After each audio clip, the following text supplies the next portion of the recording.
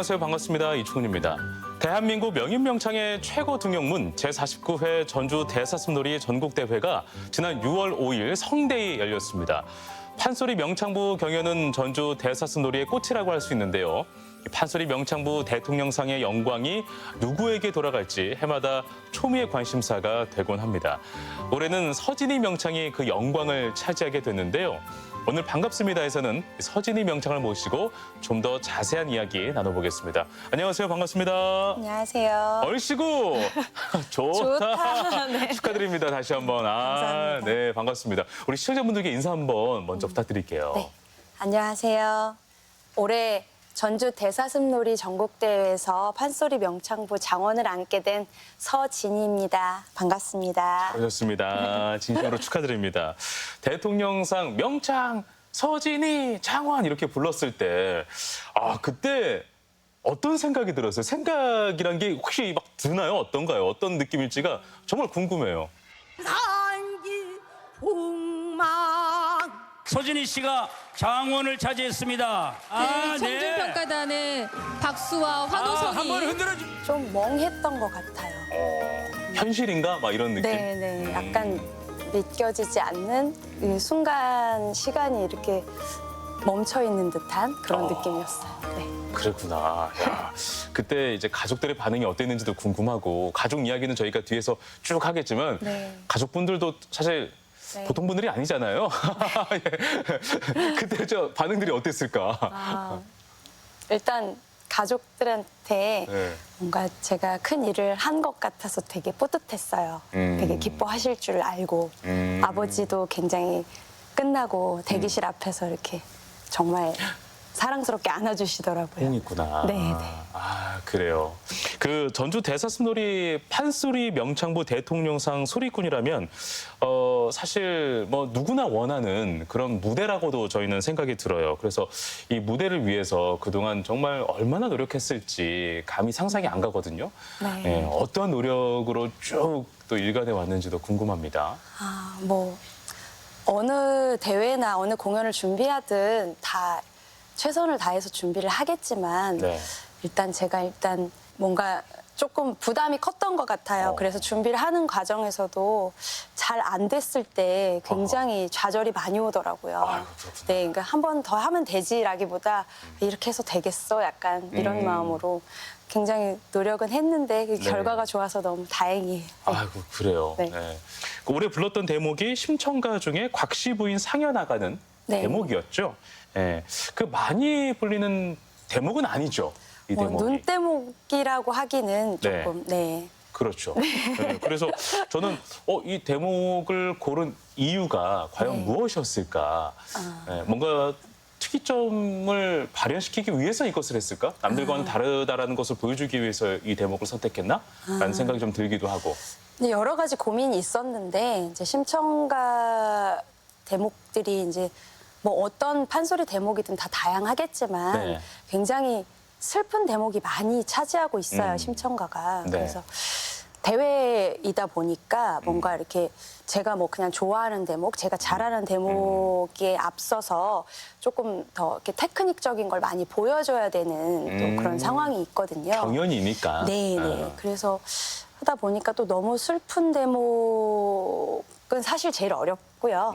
그 중에서 슬픈 대목 중에서 상여 타령이 이렇게 신봉사가 곽씨 부인이 죽어서 탄식을 하고 엄청 자탄을 했겠죠. 예. 그 뒤에 상여 나가는 대목이 이렇게 붙어 있는데 그게 약간 원래 이렇게 우리나라 전통 상여 소리의 맛을 그대로 살리는 노래거든요. 그러니까 거기에다가 약간 너무 파고들지 않고 약간 한없이 감정에 빠지니까 그렇죠. 그 네. 감정에 빠지지 않고 네. 객관적인 감정을 유지하려고. 약간 삼자의 시선으로 부르는 야. 노래이다 보니까 이렇게 슬픈 감정과 절제를 같이 어허. 할 수 있는 노래라는 생각이 들었어요. 그렇군요.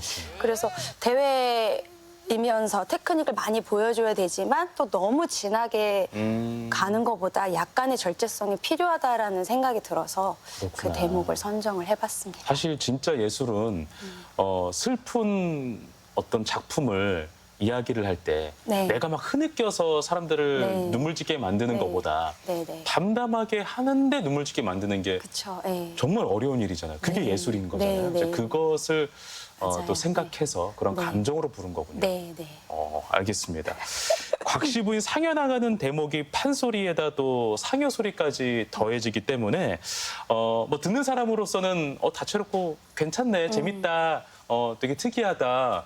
라고 이렇게 생각은 했겠지만 사실 부르는 입장에서는 정말 어렵지 않았을까. 준비하는 네. 과정도 사실 만만치 않았고 그냥 네. 내가 좋아하는 거 할까 막 이런 생각도 네, 에, 네. 막 들기도 했을 것 같은데요. 고민을 어땠습니까? 좀 했습니다. 근데 그 선정을 잘한 것 같아요. 지금 생각해도 좀 너무 울지 않고 또 너무 또 경연이다 보니까 테크닉적을 많이 보여줘야 되는데 너무 이렇게 신난 대목을 하다 보면 약간 그 분위기를 또 살려야 되는 그런 노래들이 있잖아요. 네, 네. 그 대회에서 그게 약간 좀 힘들 수 있는 부분이 있어서 좀 제가 그쪽 대목을 한번 선정을 해봤습니다. 네. 알겠습니다. 그러면 준비한 대목은 평소에 많이 해봤던 대목이에요? 아니면 이번 대회를 위해서 이제 기간을 잡고 정말 많이 노력을 했던 대목이에요? 사실 그 대사습 예선이 있잖아요. 네. 예선이 이렇게 제가 심청가를 부르겠다라고 신청을 해놓으면 예. 거기서 어느 대목이 뽑힐지 몰라요. 제가 맞아. 제비 뽑기를 하기 맞아요, 맞아요.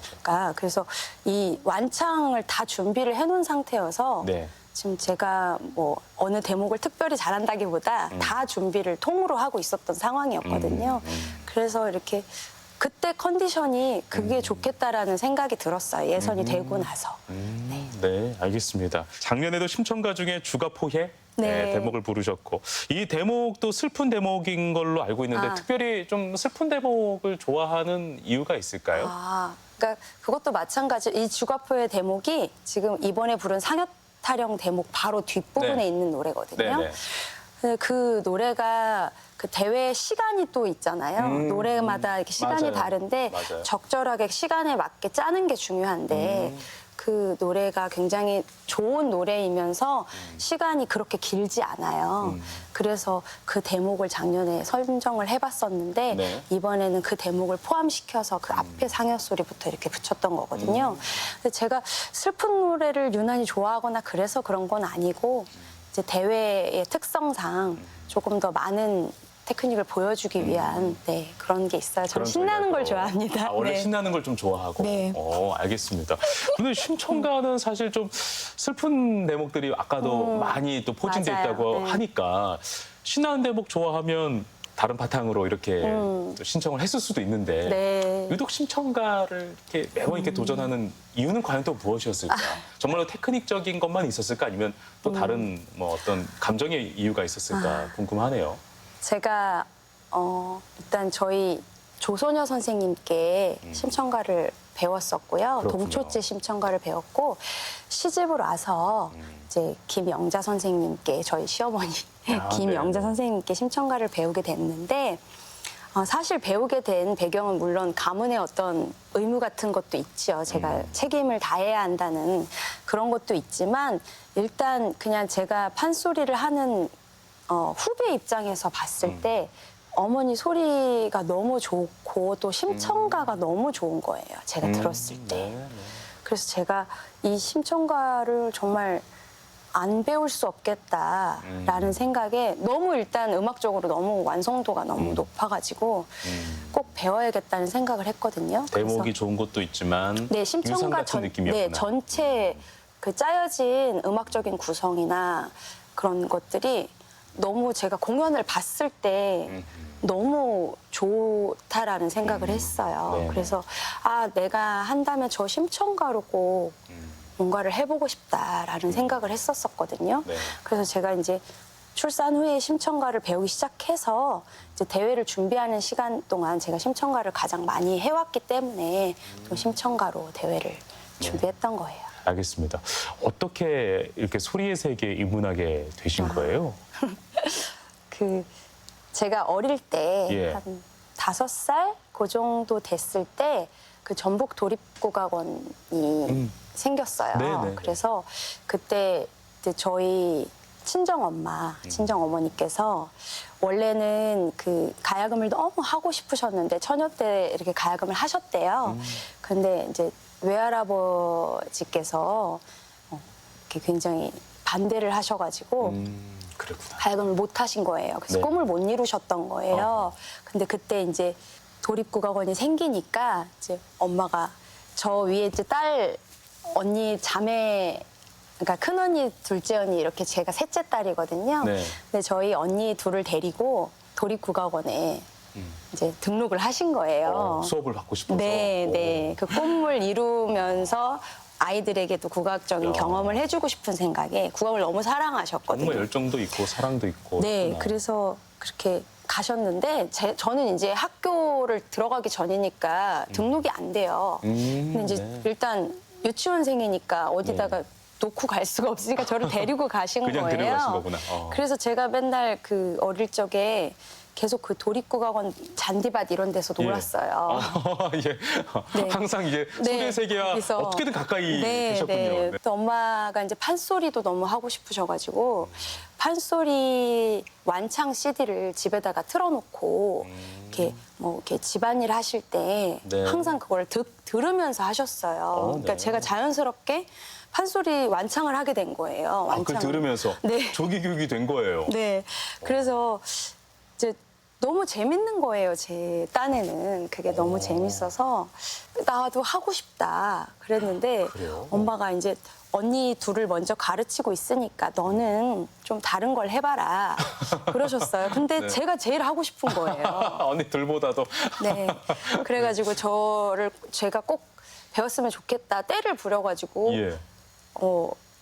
도립국악원 이제 등록을 하게 된 거예요. 학교 들어가고 취업하고 나서? 네. 그래가지고 이제 그 처음에 이일주 선생님께 판소리를 배우기 시작해가지고 네. 한 3년, 4년 정도 배웠던 것 같아요, 선생님한테. 그래서 판소리에 그렇게 입문하게 됐습니다. 아, 그래요. 그 언니 두 분은 지금도 그러면은 국악의 세계에서 네, 네. 활동하고 계십니까? 네, 일단 이제 저희 엄마는 가야금 공부를 열심히 하셔가지고 병창 공부를 하셨거든요. 네. 가야금 병창 공부를 하셔서 이렇게 그 전국 국악 경연대회에서 국회의장상도 타시고. 잘하셨다. 네, 근데 이제 더 중요한 건 이렇게 자식들을 키우시다 보니까 네. 장안 어버이상, 네. 그 문광부에서 주시는 문화관광부에서 주시는 장안 어머니상을 타셨어요. 세상에. 네, 그 2019년도 예, 타셨는데, 얼마 안 되셨네요. 네. 와. 그리고 작년에는 또 전주 시민의장 상도 타시고, 그래요? 네, 이렇게 뭔가 자식들을 이렇게 엄청 그랬구나. 본인 활동도 열심히 하시면서 자식들을 이렇게 잘 키우셔가지고, 어머니 정말 대단하시다. 네, 저희 엄마 자랑을 좀 네. 드리고 싶고요. 언니랑. 언니들은 네.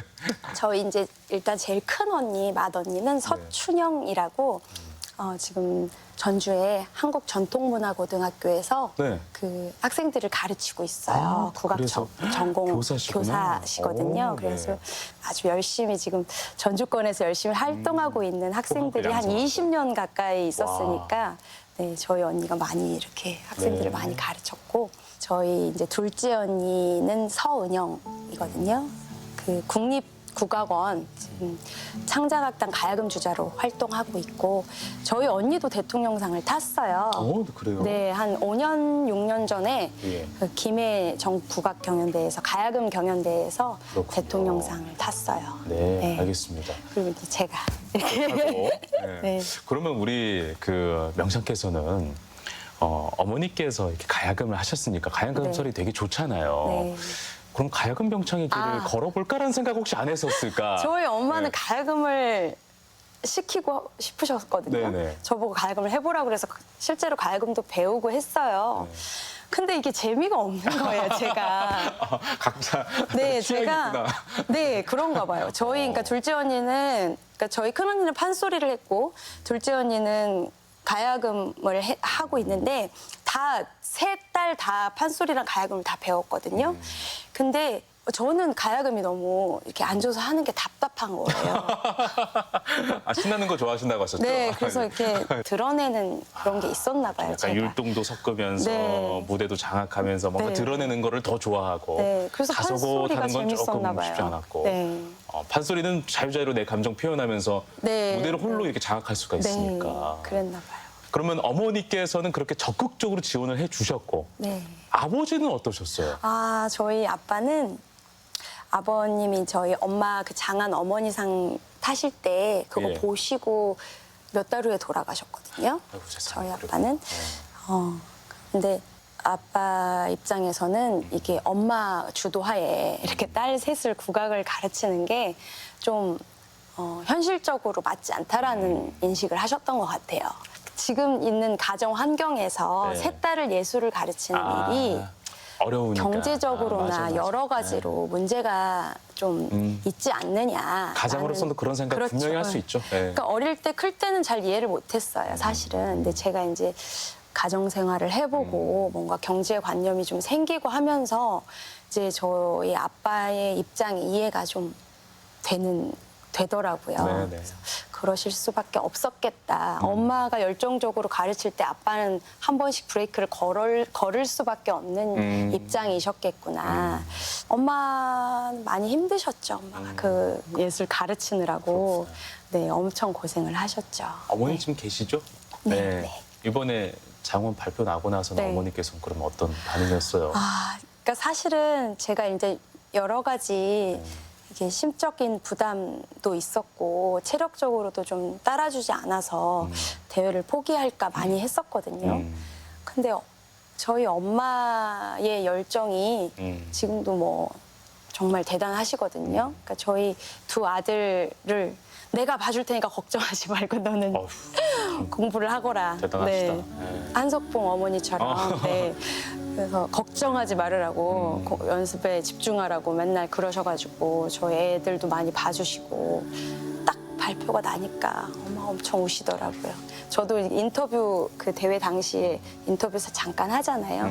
그때 이제 누가 생각나냐고 그래서 엄마 얘기하면서 울컥하더라고요. 근데 끝나고 딱 얼굴 봤는데 못 보겠더라고요. 그러니까. 네. 너무 정말 말로 표현할 수 없는 울고 계시고. 감정이 들어차잖아요.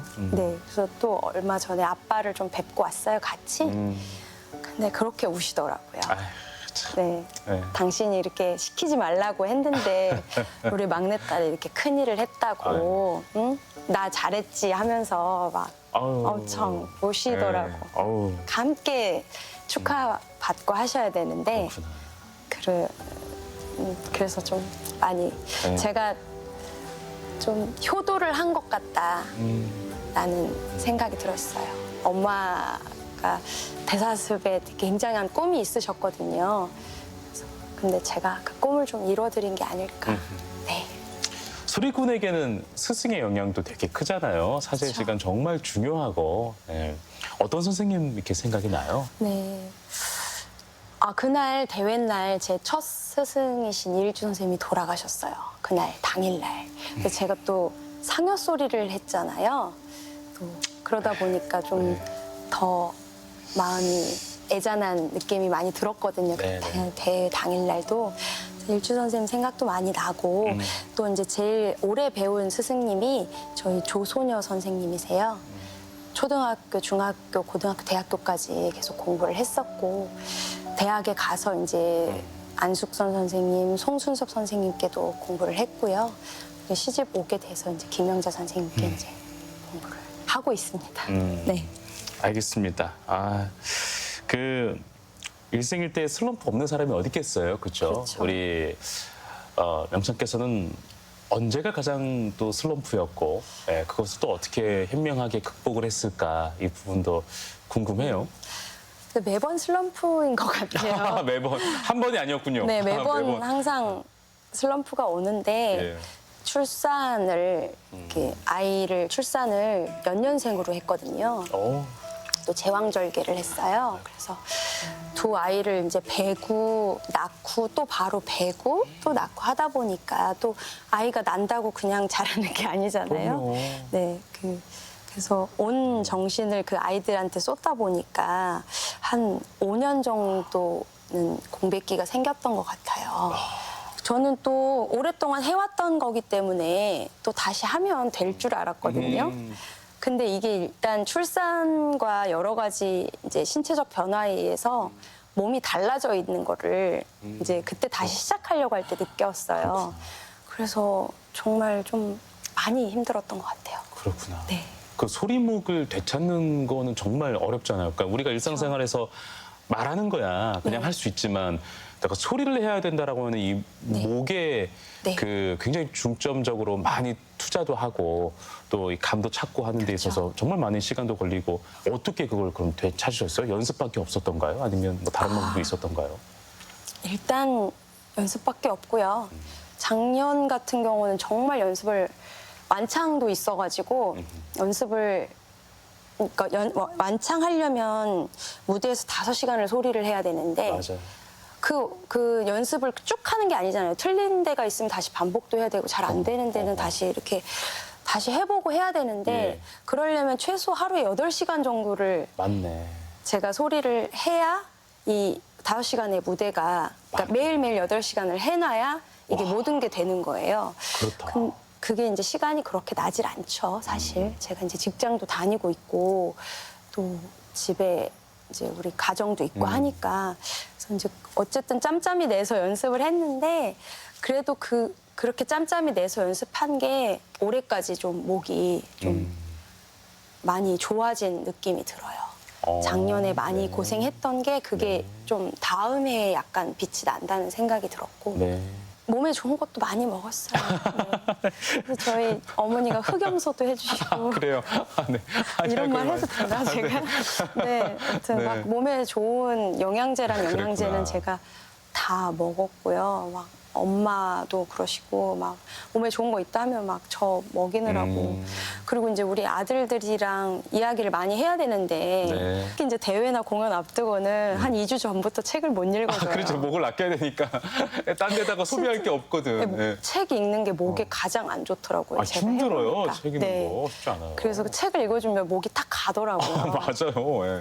그래가지고 정말 미안해 얘들아, 엄마가 중요한 일이 있어 하고 책을 좀 안 읽어주면 이제 끝났잖아 엄마, 이제 다음에 또 공연이 있는 거예요 제가.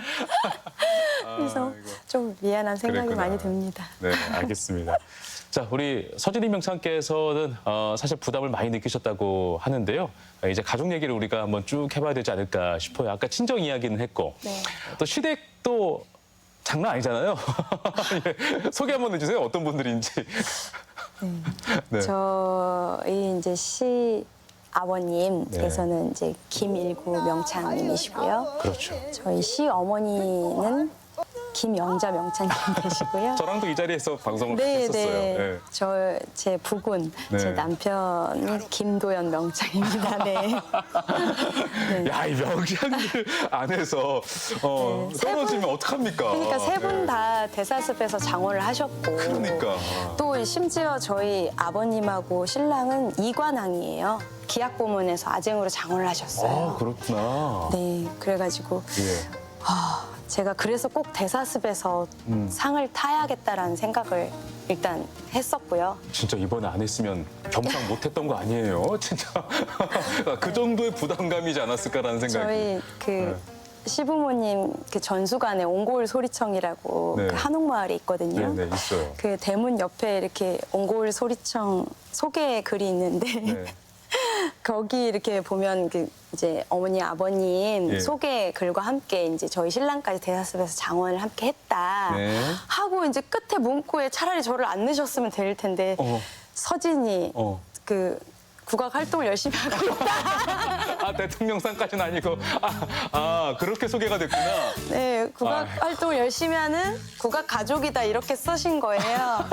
솔직하셔가지고 뭘 꾸미고 이런 걸 못 하세요. 그래가지고 네, 열심히 하고 있는 것도 맞으니까. 제가 그걸 하면서 맨날 보면서 내가 빨리 대사습에서 타야 될 텐데 이런 생각을 했었거든요. 근데 이번에 제가 아유. 끝나고 이제 네. 두 분께 이제 저를 올리면서 감사하다고 하면서 네. 이제 제가 한 가지 부탁드릴 게 있다고 그래서 말씀을 드렸어요. 대문 좀 바꿔달라. 소개 좀 바꿔달라. 그랬더니 두 분도 엄청 웃으시더라고요.